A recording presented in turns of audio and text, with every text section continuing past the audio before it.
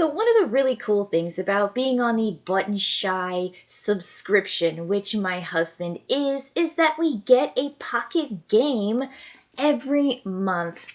So this last month was Tides, and it's by Mike Berg, and asks players to collect certain beach items that they find, and they can turn in for points in either high tide or low tide, and it is a race to 50 points. Players begin with 2 high tide cards, and what you're going to look at with your high tide cards is what you want to collect. So I want to collect these teal kind of oblongy things, and these, or I get to pick one of these cards to start with, these diamond blue things. And you'll see in low tide, the cards on the back, that's why this makes it a really great 18 card game, is because everything is so economical.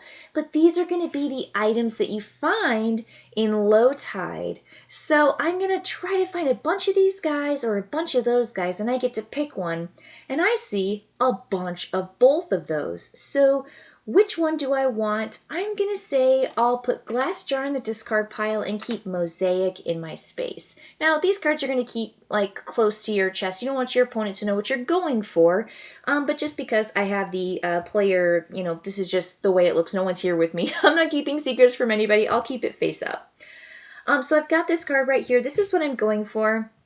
I'm just going to do this and then shuffle up. That's what my opponent's going for. Now, this is the deck. And there are 5 cards that are available. And of these 5 cards, what you're going to do, first player, me, I am going to take an action in low tide. My opponent will take an action in low tide. I will take another action in low tide. My opponent will take an action in low tide. Then we will flip over these cards, any remaining cards, to their high tide side, and we will fill in all the empty spaces, and we'll have a high tide action. Now, what are the actions you can take? Take a card. I can just say, I want this one, which is what I'm going to do for my first action.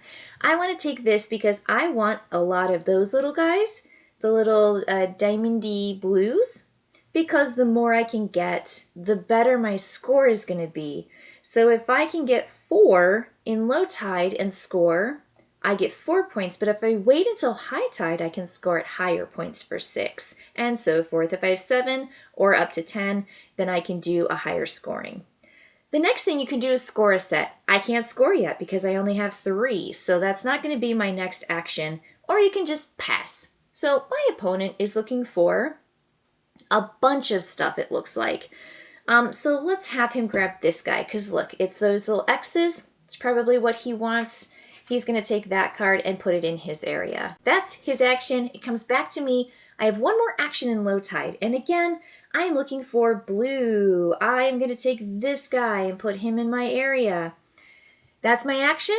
Goes to my opponent. They're now looking for some teal or some blue, and they see some teal. They can't score this yet. That takes a lot of cards to score. So they're going to take this card and add it to their player area. Now we're in high tide. You're going to flip over any remaining cards in the center, and you're going to fill in the spaces with high tide. All right. There's always knowledge of what's on the other side of a card, because down here it tells you what's on the other side of your card.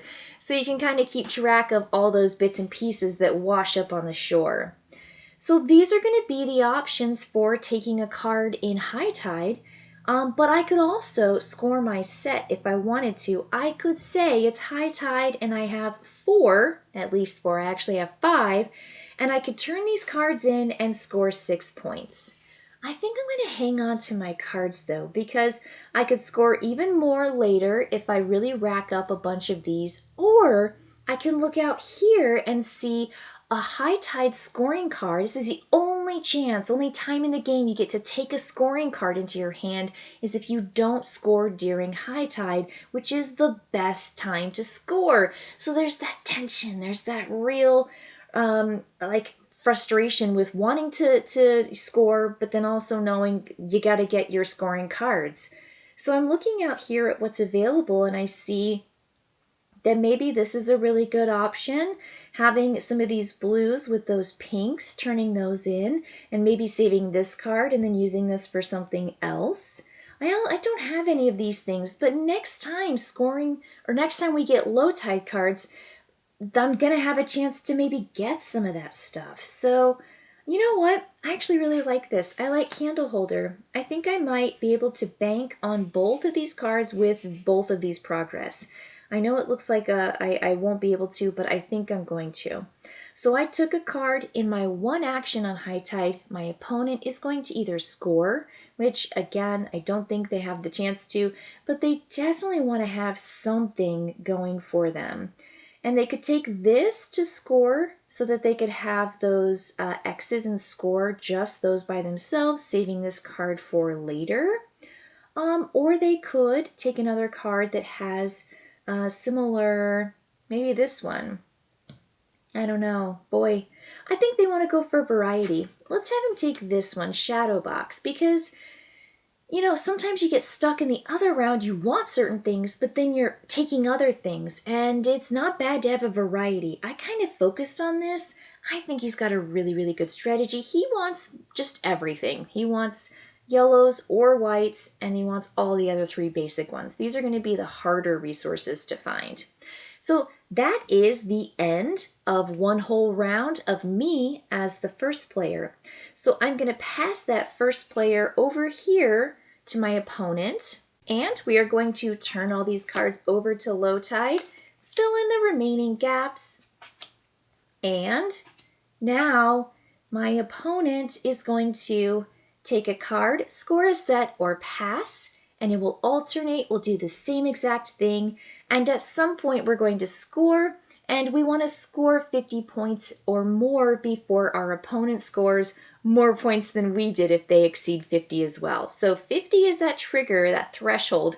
But let's say I scored 50 and on the same turn we're doing our final high tide, my opponent scores higher than my score, which triggered the end, they're going to win the game. So that's it. If you ever need to draw from the deck and there aren't any, you take the discard pile, shuffle them up, and make a new draw deck. And this is Tides.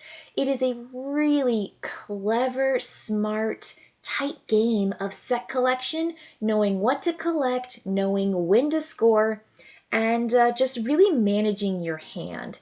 It is really, really cool, and I love, again, the economy with the low tide, high tide sides, and it does offer just the right amount of tension, and it's super balanced for two players, but there is that one player solo play in the rule book, so check that out if you want to play Tides all by yourself. Okay, everybody, thanks for joining me in Tides, and just a quick look, just a turn or two with me, because gosh, it's just really fun. And again, I love getting that Button Shy subscription. Just really, really cool, especially if you have a 1 or a 2 player household like we do here.